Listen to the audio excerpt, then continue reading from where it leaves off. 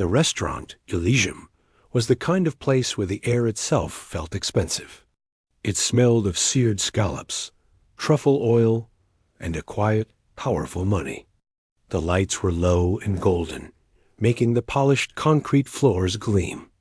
On a Friday night, the soft hum of conversation was about mergers, markets, and million-dollar ideas dotted the chef's table. Right by the open kitchen, where flames leapt and knives flashed, sat a man in a perfectly untucked linen shirt. He was known to everyone there, not by name at first, but by his energy. He took up space. His laugh was a little too loud, his gestures a little too broad. He was a king in his own castle, and tonight he had two very important guests. These two men in sharp suits were from a big investment firm, and the billionaire was trying to impress them, to show them he was not just smart with money, but also a man of the world, a character. Their waitress moved through this scene like a shadow of calm. She was a woman in her late 20s, with a steady gaze and hands that never seemed to fumble. She brought water. She brought bread. She explained the menu with a voice that was clear and patient. When she came to a dish called the Poet's Fire, a plate of Sichuan beef, she began to describe the balance of heat and numbness from the peppercorns. The billionaire, his eyes bright from fine whiskey, waved a hand. Hold on, he said, smiling at his guests like he was about to start a show. He looked at the waitress. She was black, and in his mind, in a quick, careless thought, he placed her somewhere. Maybe from the South, maybe from the city. The story he was building for himself needed a twist. You know, he said, his voice carrying. He pulled a small, thick. The silence was so thick you could almost hear the ice melting in the whiskey glasses. The billionaire just stared. His mind, usually racing with calculations and strategies, was completely empty. He had asked for a trick, a party trick. He had expected maybe a clumsy "nay how" or a mispronounced phrase he could laugh about with his guests later.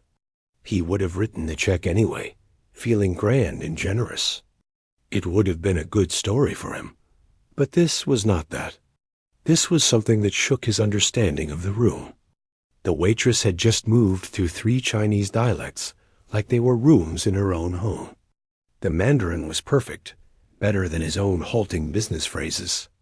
The second one, that rapid-fire exchange with the busboy, sounded alien and complex. And the Cantonese to the chef was casual, fluent. One of the investors, the one who had lived in Shanghai, broke the quiet. He spoke in a hushed, respectful tone to the waitress in Mandarin, asking where she had learned such classical poetic references. She answered him politely, still in Mandarin, saying she had spent many summers with her grandmother, who was a literature professor. Her tone was not bragging. It was simply factual, like stating the time.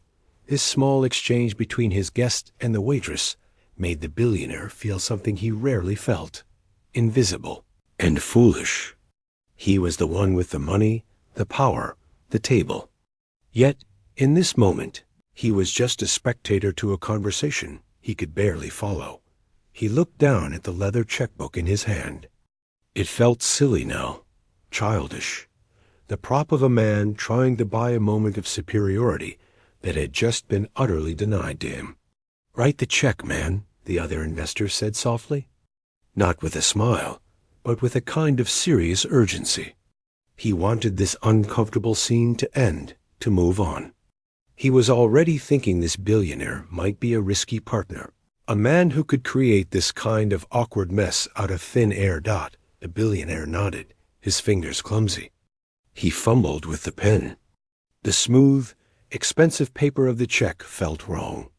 Writing the number $100,000 in the box, he felt a hot shame wash over him. This wasn't a gift. It was a payment for his own ignorance. He signed his name, the signature messier than usual. He tore the check out and held it out towards her. The waitress looked at it. She didn't snatch it. She didn't smile in triumph. She simply reached out and took it with a quiet thank you. She placed it carefully on her serving tray, next to a forgotten bread plate.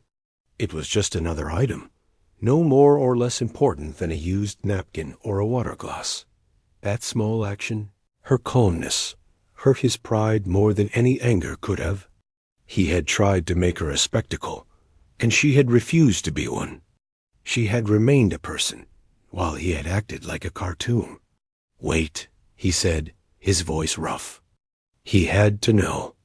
The question burst out of him, not from a place of curiosity, but from a need to somehow explain this away, to fit her into a box he could understand. "How?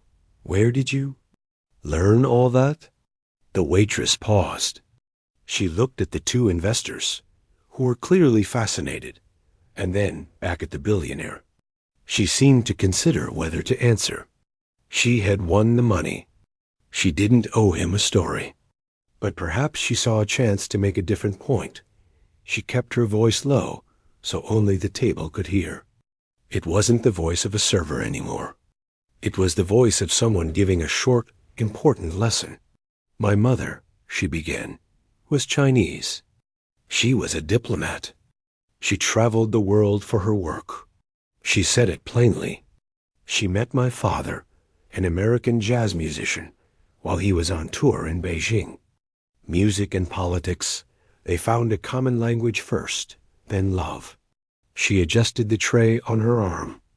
"I was born here, but I spent half my childhood there. My grandmother's house in Beijing was my second home. The language there was my first language, just as much as English. The Wenzhou dialect is from my grandfather's side. I learned it to talk to my cousins. Cantonese I picked up later, from friends in study." She looked directly at the billionaire. "I'm not a performing genius, sir. I'm just a daughter and a granddaughter. I'm also a doctoral student at Stanford. My dissertation is about how immigrant communities keep their languages alive across generations." "This," she said, gesturing slightly with her hand, indicating the restaurant, the city, the world, "is my field research.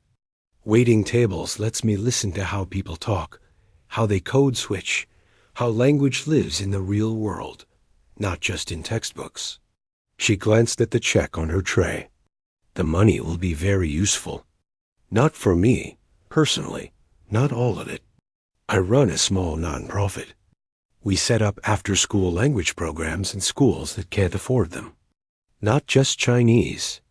Spanish, Vietnamese, Arabic.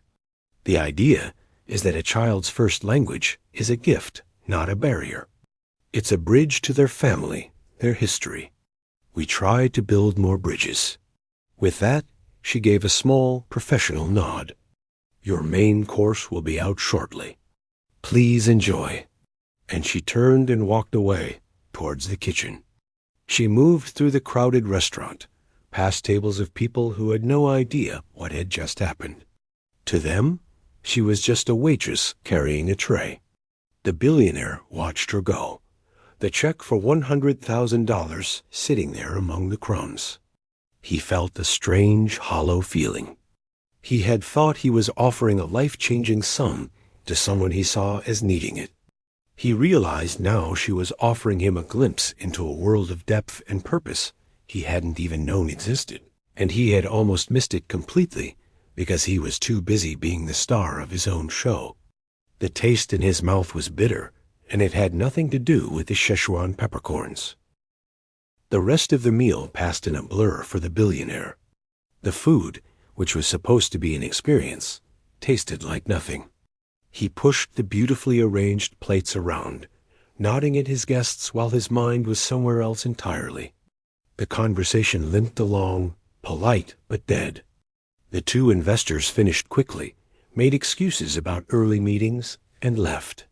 Their handshakes were firm, but their eyes were already looking past him, already calculating the risk of being associated with a man who could create such a public, messy scene. He paid the enormous bill without looking at it. His credit card, a meaningless piece of plastic.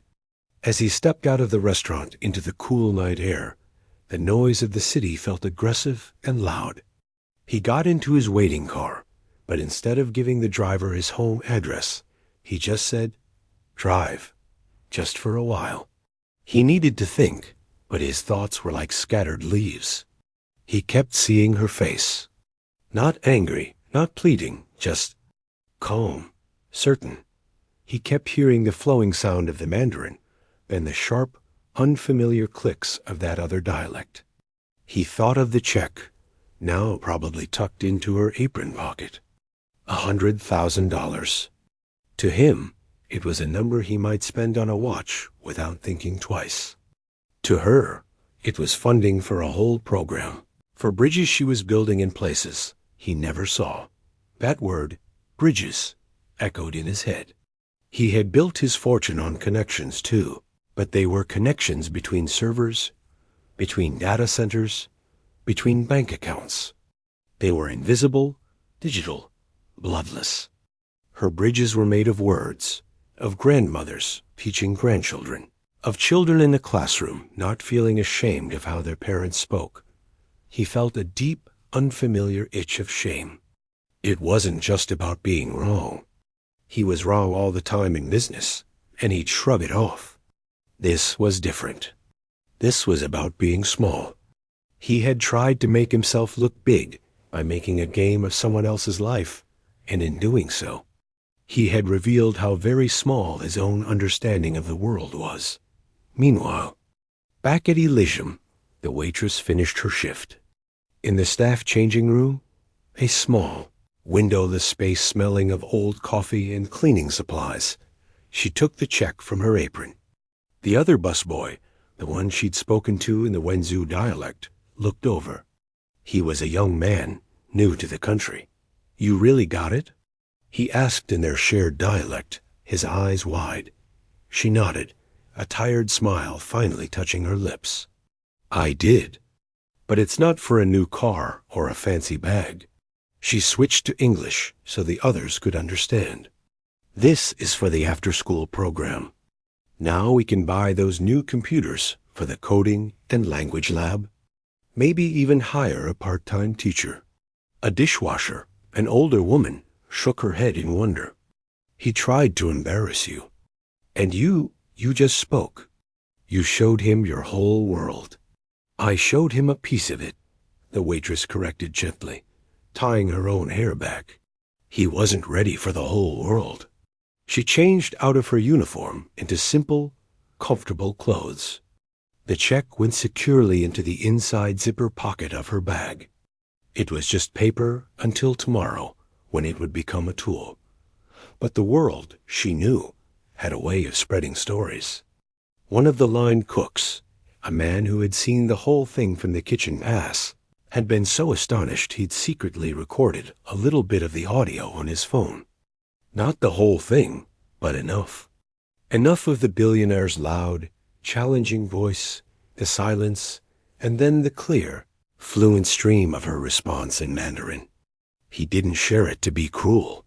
He shared it with a friend saying, "You gotta hear this. It's crazy." And that friend shared it with two more. The waitress took the bus home, unaware that the digital embers of the story were already beginning to glow. She lived in a modest apartment, its walls lined with books in 2, sometimes 3 languages. There were family photos. A serious-looking Chinese woman in elegant attire next to a smiling black man with a saxophone. A little girl with pigtails standing in front of the Great Wall.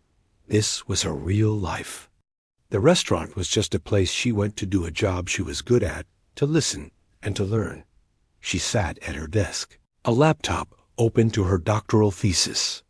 The title was long and academic, but the heart of it was simple. Asterisk, how do we keep the songs of our grandparents alive in a new land? She thought about the billionaire's face in that moment of shock. He saw language as a skill, a trick, a way to show off at a business dinner. He never understood it as a song, as a thread connecting generations, a lifeline thrown across an ocean.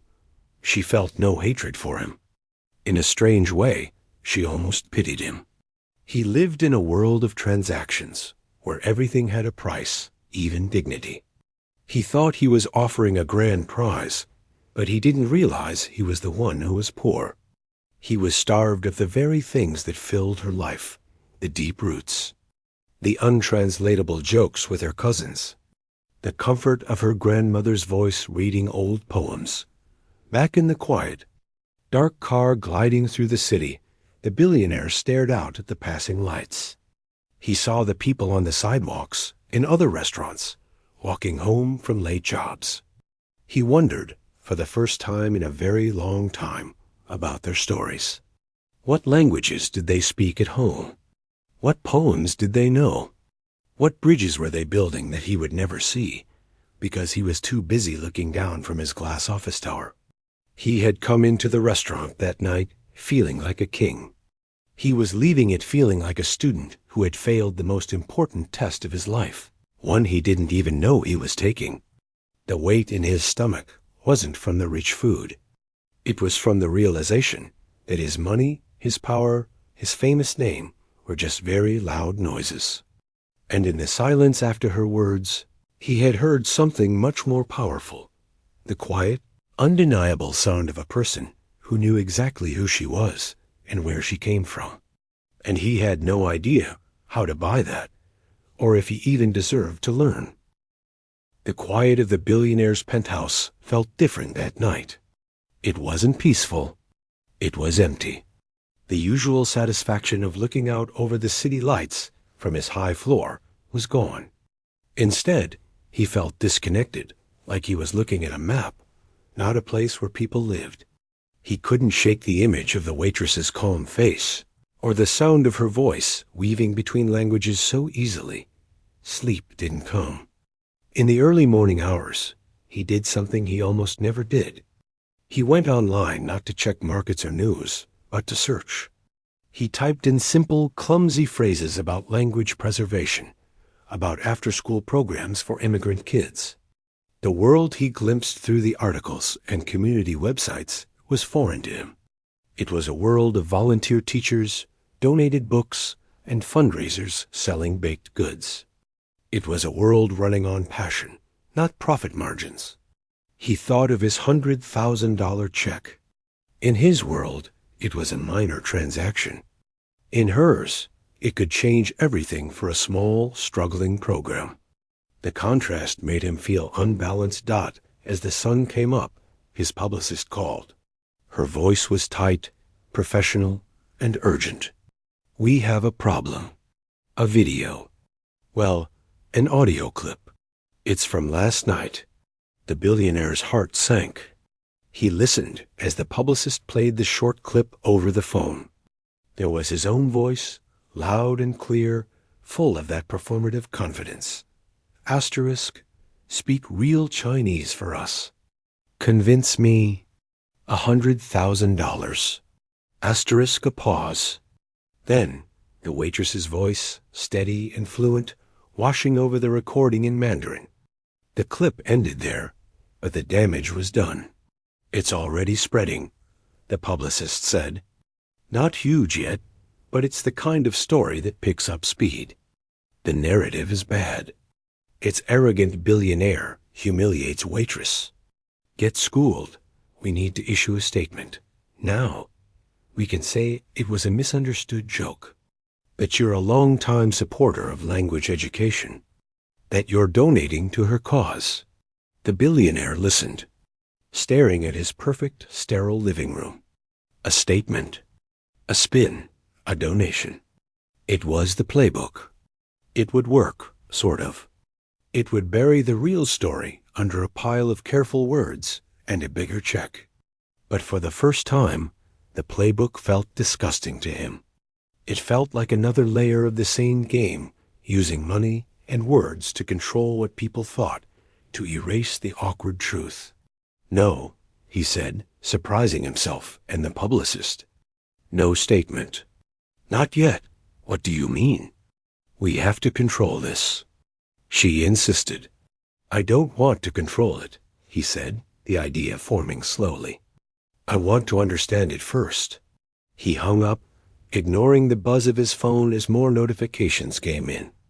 The story was indeed finding its legs. Online, people were split.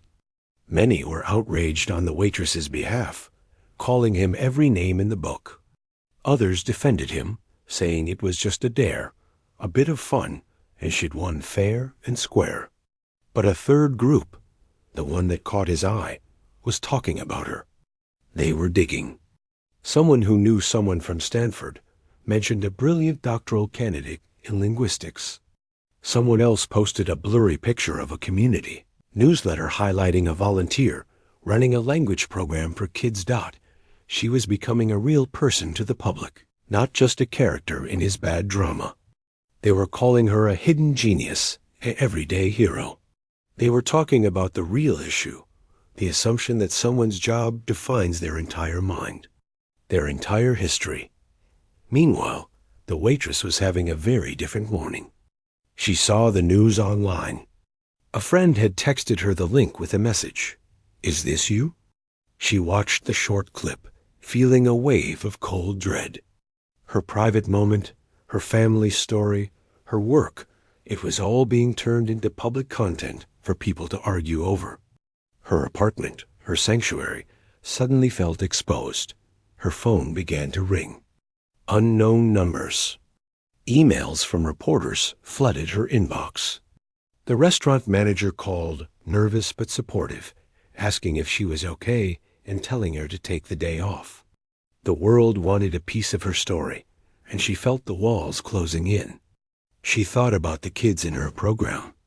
They didn't need this circus. They needed consistency, safety, a quiet place to learn.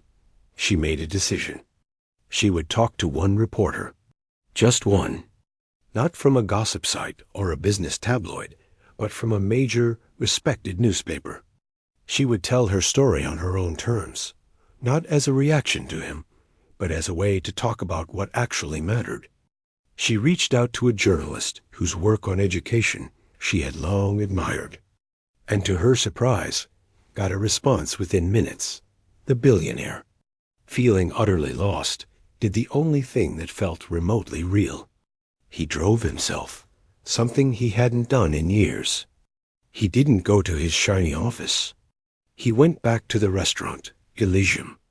It was closed, the chairs upon the tables, the floor being mopped by a cleaner. It looked ordinary in the daylight, just a room. The manager recognized him and looked terrified. "Sir, I'm so sorry about last night, about the video." "Is she here?" the billionaire asked, cutting him off. "The waitress from last night. I need to speak to her." The manager shook his head. "She's not on shift today. After all that, we gave her the day off." He was clearly uncomfortable, wanting this powerful, problematic man to leave. The billionaire nodded, turning to go. He felt foolish again. What was he expecting? That she'd be here, waiting to give him another lesson? He stopped at the door. "If you talk to her," he said to the manager, his voice low, "please tell her I'm not issuing a statement. Tell her I'm just listening." He walked back to his car, a solitary figure in an expensive coat in the empty parking lot. The story was growing online, taking on a life of its own. But for both of them, the people at the center of the storm, it had become something very quiet and very personal. For her, it was a fight to protect her real work from the noise. For him, it was the beginning of a painful, silent question. Who was he, really, beneath all the money and the noise, and what kind of bridges had he ever built that weren't just for himself? The world was talking, but he was finally starting to hear the quiet. A week passed. The online storm, like all storms, began to change. It didn't just disappear. It settled. The short, shocking audio clip was replaced by longer, more thoughtful pieces. The waitress, true to her word, had spoken with that one reporter from the major newspaper. The article came out not with a sensational headline about a billionaire's dare, but with a simple, powerful title, building bridges, one word at a time. She spoke in the article about her mother, the diplomat, and her father, the musician. She spoke about her grandmother's apartment in Beijing, filled with the smell of old books and tea. She talked about the ache some children feel when the language of their home is treated as a secret or a shame in the schoolyard. She explained her research, not in dry academic terms, but as a quest to heal that ache. She mentioned the nonprofit, its struggles, its hopes.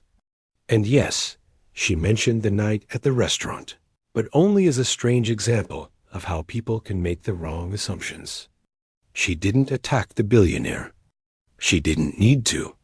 Her story, her work, her calm intelligence, they spoke for themselves. The public reaction shifted. The conversation moved from anger at one man to a broader discussion about language, respect, and the invisible depths of the people around us. The waitress became a symbol, but a quiet one.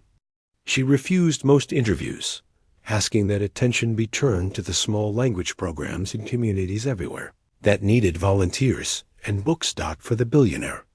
That week was a long, slow walk through a mirror. He read the article about her 5 times. He read the comments from teachers, from immigrants, from parents. He saw the world praising the very things he had failed to see. He realized his mistake wasn't just being rude. It was that he lived in a world where people were functions. A waitress serves food. A driver drives a car. An investor provides money.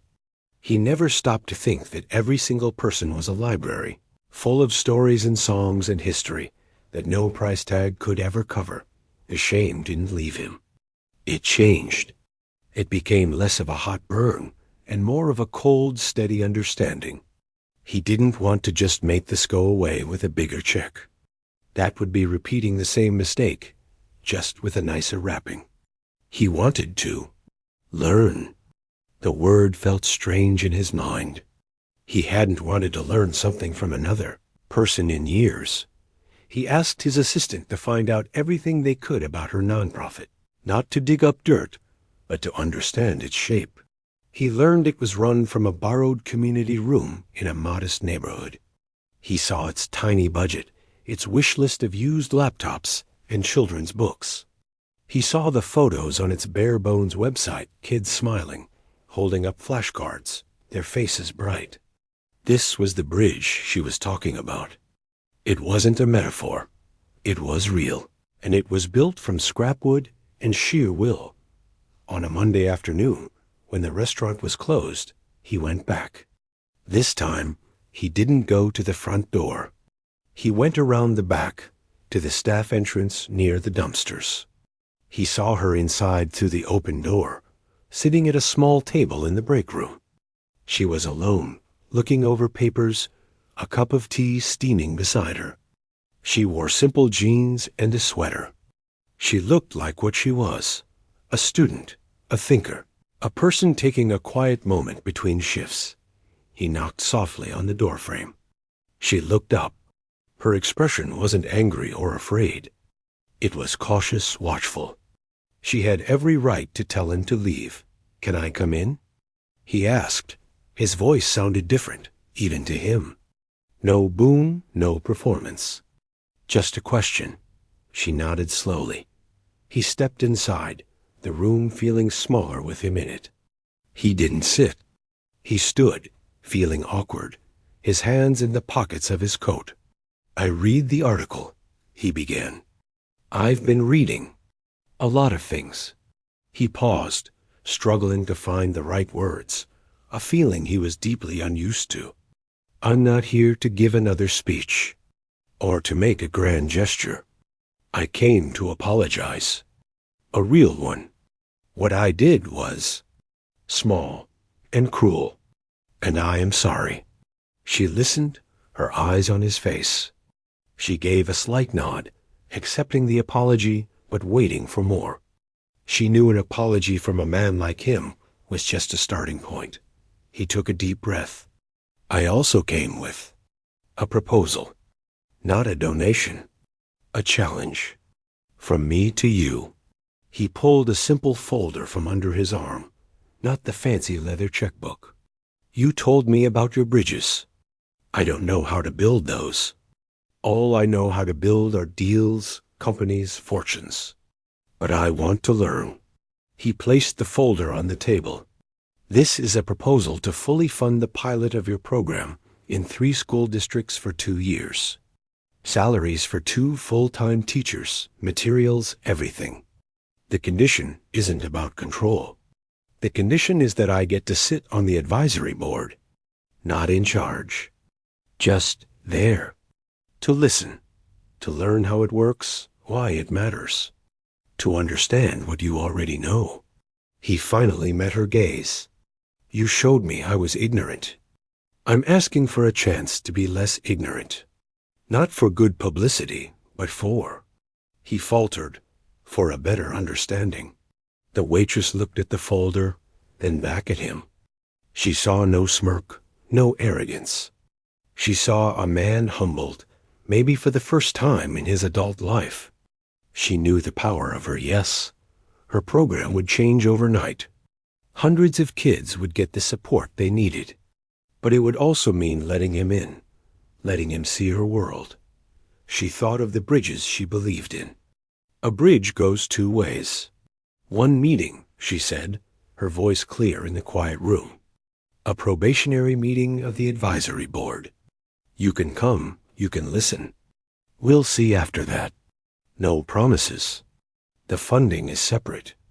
If you do this, you do it because it's right, not to buy a seat at our table. Greed? A wave of relief, so profound it shocked him, washed over the billionaire. It wasn't a victory. It was a chance. A single, fragile chance to step onto unfamiliar ground. Agreed, he said. A few days later, in a plain community center room with fluorescent lights and a slightly wobbly table, the billionaire took a seat. He was the richest man in the room by a vast, absurd margin, and he felt like the poorest in knowledge. The waitress sat at the head of the table, leading a discussion with 2 teachers and a parent volunteer. They talked about a child who had just started speaking in class after months of silence. They talked about the struggle to find books and career. They talked about the joy when a grandmother could help with homework because it was in a language she knew. He didn't speak. He just listened. He watched her, not as a waitress or a symbol, but as a leader, a thinker, a builder.